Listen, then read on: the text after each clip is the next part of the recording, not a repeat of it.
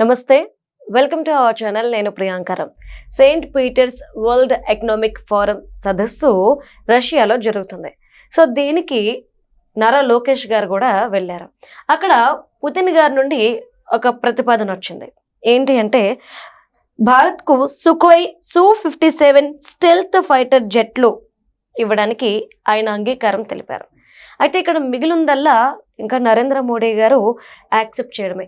Putin గారు అంటుంది ఏంటంటే ఇరు దేశాలు కలిపి వీటిని తయారు చేద్దాము, అది భారతదేశంలో అయినా ఓకే అని చెప్పేసి. ఇక్కడ వరకు ఓకే. ఇప్పుడు ఇది ఏపీకి రాబోతుందా అనే అనుమానాలు కూడా వ్యక్తమవుతున్నాయి. ఎందుకంటే ఫైటర్ జెట్లకు సంబంధించి శ్రీ సత్యసాయి జిల్లాలో మన రాజ్నాథ్ సింగ్ గారు వచ్చి శంకుస్థాపన చేశారు. మరి ఇప్పుడు ఈ Su-57 తయారీకి సంబంధించి అసెంబ్లింగ్ యూనిట్ కూడా అక్కడికే రాబోతుందా? ఎందుకంటే ఈ సదస్సులో నారా లోకేష్ గారు కూడా ఉన్నారు కాబట్టి అక్కడ ఏదైనా మెలిక పెట్టే ఛాన్సెస్ ఉన్నాయా అనే ఒక చర్చ కూడా నడుస్తుంది. సో దీని మీద డిస్కస్ చేద్దాం. మనతో పాటు ప్రముఖ పొలిటికల్ అనలిస్ట్ డివి శ్రీనివాస్ గారు ఉన్నారు. ఆయనతో మాట్లాడదాం. నమస్కారం సార్. నమస్తే సార్. ఆల్రెడీ ఏపీలో శ్రీ సత్యసాయి జిల్లాలో శంకుస్థాపన అయిపోయింది ఈ ఫైటర్ జెట్స్ కి సంబంధించి. ఇప్పుడేమో పుతిన్ గారు ఫైటర్ Su-57 ఫైటర్ జెట్స్ కి సంబంధించి ఇక్కడే మనం తయారు చేద్దాం ఇరు దేశాలు కలిపి అని చెప్పేసి ఆయన ఒక స్టేట్మెంట్ పాస్ చేశారు. ఒకవేళ నరేంద్ర మోడీ గారు దీనికి అంగీకారం తెలిపితే ఆల్రెడీ ఇక్కడ ఒకటి ఉంది కాబట్టి ఈ యూనిట్ ను కూడా ఏపీకే తీసుకొచ్చేసే ఛాన్సెస్ ఎక్కువగా కనిపిస్తున్నాయి. నారా లోకేష్ గారు కూడా సదస్సులు ఉన్నారు కాబట్టి ఏదైనా జరగచ్చు అని చెప్పేసి అంటున్నారు. నిజంగా ఆ ఛాన్సెస్ ఉన్నాయా? సుఖోయ్ యుద్ధ విమానాల తయారీ కేంద్రంగా పుట్టపర్తి. మీరే చెప్పారు, మొన్న రాజ్నాథ్ సింగ్ వచ్చి ఫైటర్ జెట్ యుద్ధ విమానాల అసెంబ్లింగ్ యూనిట్ అది 1,00,000 కోట్లతో శంకుస్థాపన భూమి పూజ చేశారు. ఫస్ట్ స్టేజ్ 15,000 కోట్లు. ఇప్పుడు మీరు చెప్పినటువంటి Saint Petersburg world Economic Forum సదస్సు గత 3-4 రోజులుగా లోకేష్ అక్కడే ఉన్నారు. అక్కడ రష్యా పర్యటన, పుతిన్ ప్రకటన. ఇవాళ రష్యా అధినేత ఏంటి, సుఖోయ్ Su-57 యుద్ధ విమానాలు భారత్కి ఇస్తాం, వీలైతే 2 దేశాలు ఉమ్మడిగా భారత్లోనే తయారీ చేయొచ్చు అని ఆయన ఒక ప్రతిపాదన మరి ముందు పెట్టినటువంటి దీంట్లో దానికి మోడీ కేంద్ర ప్రభుత్వం కనుక అంగీకారం తెలిపితే ఇవాళ భారత అమ్ముల పొదిలో సుఖోయ్ Su-57 అంటే ఎందుకంటే ఇవాళ మన రక్షణ బలం పెంచుకునే ప్రయత్నంలో భారత్, మనం చూసాం మొన్నే పాకిస్తాన్తో జరిగినటువంటి యుద్ధం, ఏ విధంగా పాకిస్తాన్లో ఎయిర్ బేసులు దగ్గర అసలు తుడిచిపెట్టారు ఆ రోజు జరిగినటువంటి దీంట్లో. అలాంటి పరిస్థితుల్లో ఇప్పుడు ఈ సుఖోయ్ 57 కనుక మన అమ్ముల పొదిలో చేరితే అదొక వాల్యూ యాడెడ్గా మారుతుంది. ఇప్పుడు ఈ సుఖోయ్ యుద్ధ విమానాల తయారీ జనరల్గా భారతదేశంలో ఫైటర్ జెట్స్ నీకు తయారవ్వాలంటే అటు బెంగళూరు, ఎక్కడ హాల్ హిందుస్థాన్ ఏరోనాటిక్స్ లిమిటెడ్లో అక్కడ మనం చూసాం. దానికి ఎక్స్టెన్షన్ కనుక చేస్తే, ఫర్దర్ విస్తరణ కనుక చేస్తే ఆంధ్రప్రదేశ్కి ప్రయారిటీ ఇవ్వండి. ఎందుకంటే బెంగళూరుకి మరి 70-80 కిలోమీటర్లే దూరం. ఇప్పుడు పుట్టపర్తి విమానాశ్రయం ఉంది అక్కడే. అందుకే రాజ్నాథ్ సింగ్ కూడా మొన్న అసెంబ్లింగ్ యూనిట్ అక్కడ పెట్టింది, శంకుస్థాపన చేసింది.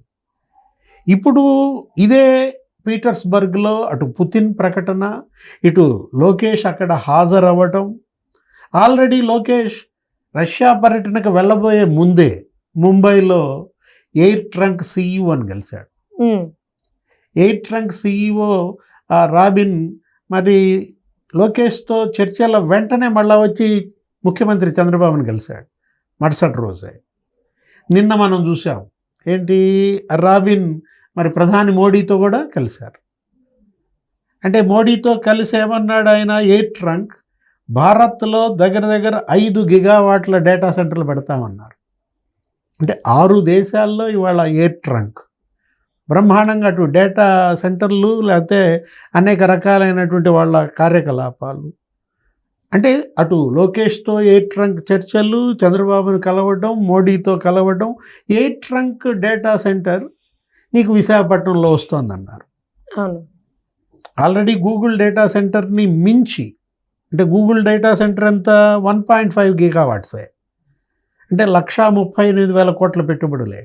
అదే ఇది మరి 2 మరి గిగావాట్లు ఇక్కడ పెడతామంటున్నారు. భారత్లోనే 5 గిగావాట్లు పెడతానికి ముందుకు వచ్చిన దీంట్లో విశాఖ గనక మరి 2 లక్షల కోట్ల పెట్టుబడి, ఎయిర్ ట్రంక్ వచ్చేటటువంటి ఆ డేటా సెంటర్. ఏరోస్పేస్ హబ్గానేమో రాయలసీమ మారుతోంది. ఏది మొత్తం మనం చూసాం, రాజ్నాథ్ సింగ్ మొన్నే 8 డ్రోన్ కంపెనీలకు కూడా శంకుస్థాపన చేశాడు.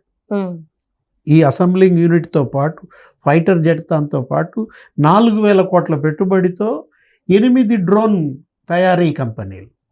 అంటే మళ్ళా భారత రక్షణ దళంలో డ్రోన్స్. మొన్న యుద్ధం చూసావు కదా, అమెరికా ఇరాన్ యుద్ధం, అమెరికా తోక ముడిచింది. అంటే అమెరికా దగ్గర ఉన్నాయి మరి ఏది సుఖోయిని మించిన యుద్ధ విమానాలు ఉన్నా కూడా ఇరాన్ ఎలా హార్ముజ్ జలసంధిని మరి ఏం వాడింది అక్కడ? డ్రోన్స్. ప్లాస్టిక్ డ్రోన్స్తో అమెరికాకు చుక్కలు చూపించింది. అంటే రాబోయేటటువంటి ఈ రక్షణ దళాల్లో కానీ ఈ జరగబోయే యుద్ధాల్లో కానీ డ్రోన్లే కీలక పాత్ర పోషిస్తున్న దీంట్లో మొన్నే వచ్చింది ఒక వార్త, భారత్కి డ్రోన్ల దండు అని. అవును అవును సార్. ఆ డ్రోన్ల దండు ద్వారా అటు మన రక్షణ దళాలు ఎలా శక్తివంతంగా మారడమే కాదు, ఎక్కడ నీకు డ్రోన్ సిటీగా కర్నూలు మారుతోంది. అంటే ప్రపంచవ్యాప్తంగా జరుగుతున్నటువంటి ఈ డెవలప్మెంట్స్ ఏ విధంగా భారత్ దాన్ని సొమ్ము చేసుకుంటోంది, అందిపుచ్చుకుంటోంది. అదేవిధంగా ఆంధ్రప్రదేశ్ మిగతా రాష్ట్రాల కన్నా బుల్లెట్ స్పీడ్తో ఎలా ముందడుగేస్తోంది. లోకేష్ రష్యా పర్యటన ఏ విధంగా సక్సెస్ అయిందంటే నిజంగానే సుఖోయ్ యుద్ధ విమానాలు వస్తే ఇక అంతకన్నా సక్సెస్ ఏం కావాలా? అంటే ఇప్పుడు నిన్న మనం చూసాము ఏంటి, దగ్గర అతను మరి రొసాటమ్ ప్రతినిధులతో భేటీ అయ్యాడు. స్మాల్ మాడ్యులర్ రియాక్టర్స్ ఇక్కడ ఏర్పాటు చేయమని కోరాడు. అదేవిధంగా మళ్ళీ అక్కడ ట్రాన్స్మాస్ హోల్డింగ్ ఏజెన్సీని కలిశాడు. వాళ్ళతో వచ్చేసరికి నీకు ఇక్కడ లోకోమోటివ్స్ బోగీలు, రైలు బోగీల తయారీ ప్లాంట్ పెట్టమని అడిగాడు. అదేవిధంగా మరి అక్కడ ఇంకా నీకు రుసాల్ ప్రతినిధులతో భేటీ అయ్యాడు. అల్యూమినియం కంపెనీ రుసాల్ మరి ఆల్రెడీ ఇక్కడ పైనీర్ అల్యూమినియంలో 26% వాటా కొన్నది. అటు రుసాల్, ఇటు రొసాటమ్, లేకపోతే ఎయిర్ ట్రంక్. అంటే రష్యా పర్యటన ఇవాళ లోకేష్ ఏ విధంగా సక్సెస్ చేస్తున్నాడు అనే దానికి నీకు ఈ సుఖోయ్ యుద్ధ విమానాలే మరొక నిదర్శనం. Right. Thank you so much sir. నమస్తే.